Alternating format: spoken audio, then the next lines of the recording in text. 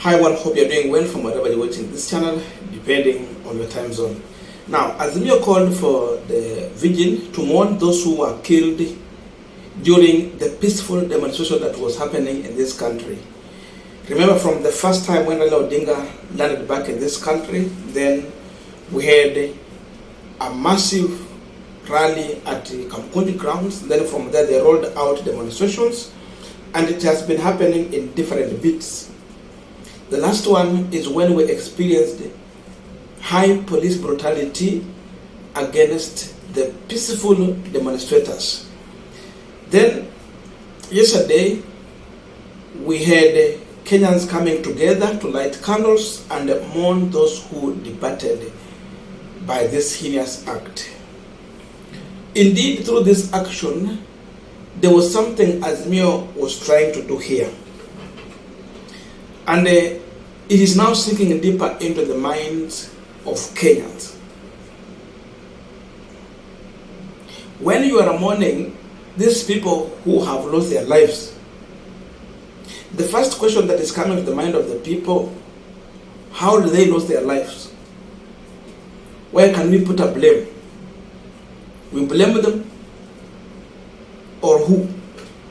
And when we reach this level, then in your mind, you will start seeing William Ruto, you will see Rigathi Gachagua, you're going to see Kithure Kindiki, and again you will see the IG, Koome.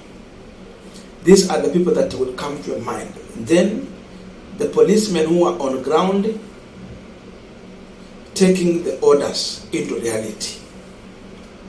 The reality. So we saw Azimio sharing some of those photos and videos, even some they were getting from international media like CNN. They were sharing during that time just to show people exactly what happened in the country. So again, it was also opening up to the world to get to know exactly what happened in this country, because people are watching the opposition leadership also when they are doing the activities. So that was one of the reasons why Raila Odinga had that meeting. And many photos were there. You could see pictures, you could see the kind of beatings, and if you check the people who were attending this event, you would see tears coming in their eyes, you could see somber mode, you could see the sad face, just trying to meditate on what met these people who lost their lives in the hands of police. Imagine someone who is on the ground, the hands are up, but police are beating these people. Someone has surrendered, unarmed, but is being beaten like you cannot think it's a human being. Utafikiria ni nyoka. That's the horror story. And during this time, I think many governors should take an example from the Kisumu governor. We also want to congratulate him for what he has done. Inangungwa has decided that he's going to clear the hospital bill for all victims who are in hospital nursing injury from police brutality. Walipigwa risasi, walipigwa rungu, walikatwa na polisi wakati wa maandamano. Inangungwa had decided that he's going to settle all those pay. I think we are also asking all governors in this country to follow the suit. If there is anyone who was injured in demonstration and is within your locality, your county, region, it is better governors also to help. These people are poor, they were crying to the government, they are hungry, and they wanted the government to lower the cost of living. Then the police, rogue police who are taking orders from illegal orders, decided to beat them. Now you find that they have huge bills. Someone needs like $500,000, another one $1 million, 300,000, 200,000. It is hard to get because you are just crying for food. Now you meet the big problem ever. So these people cannot raise this money. If you are a governor, someone suffered in your locality, please help. And especially this should go to Azimio governors. You can't be Azimio governor, then you pretend to be mourning with those who have suffered when you cannot help to settle their hospital bill. So Azimio governors should follow the suit from what Inangungwa is doing. But then again, during this time, I think Kisii is going to define our politics again going forward. If Ruto thought that he will manage to separate Kisii from Nyanza politics and plant another sense of direction, it is failing. If he thought this thing is going to work, it is failing.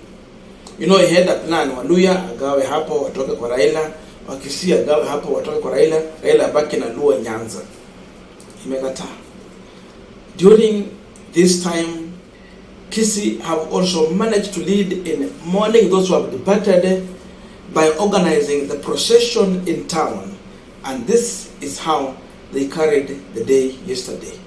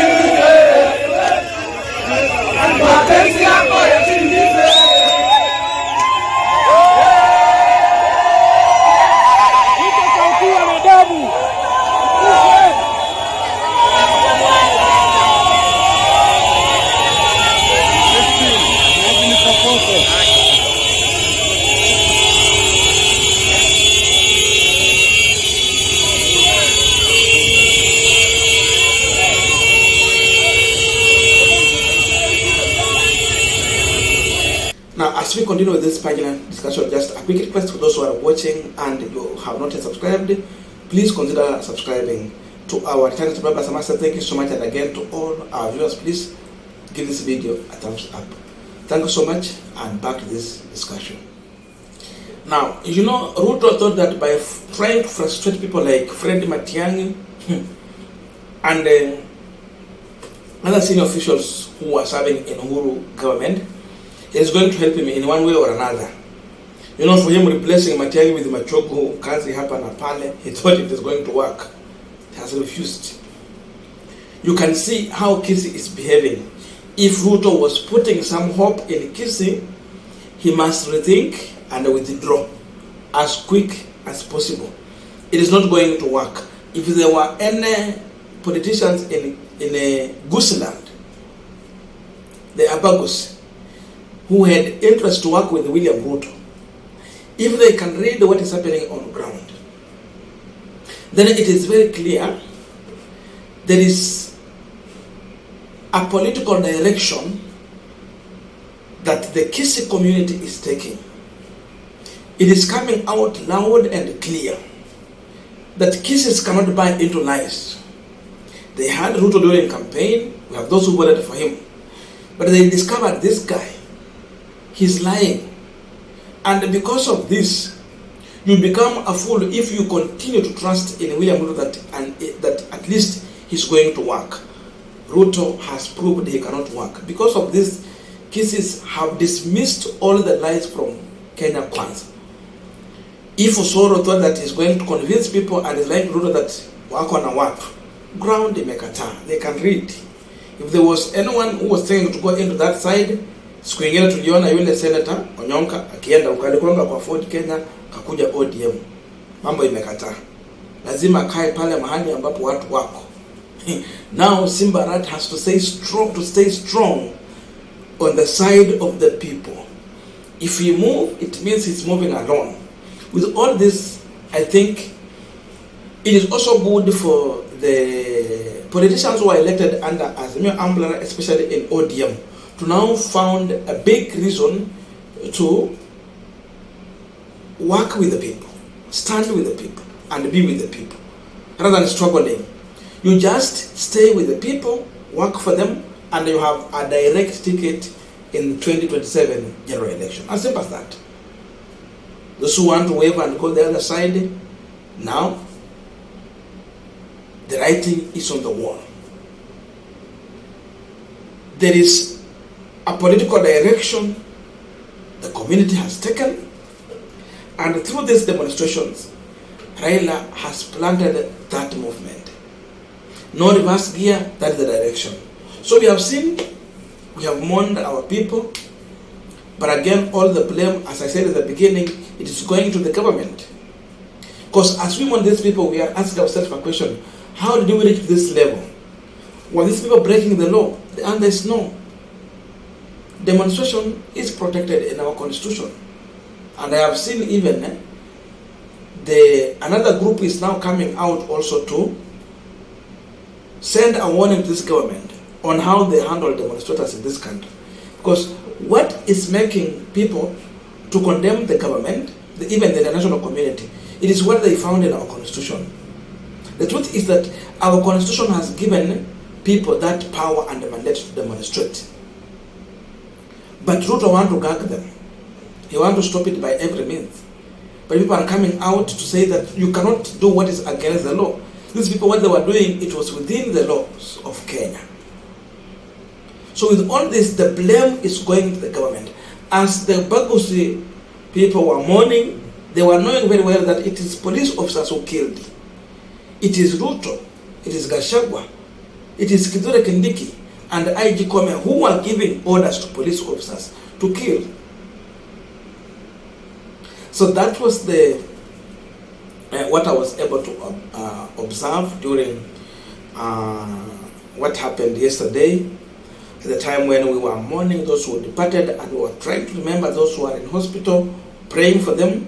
But again, as I said at the beginning, the Azimio governors should not sit and pretend.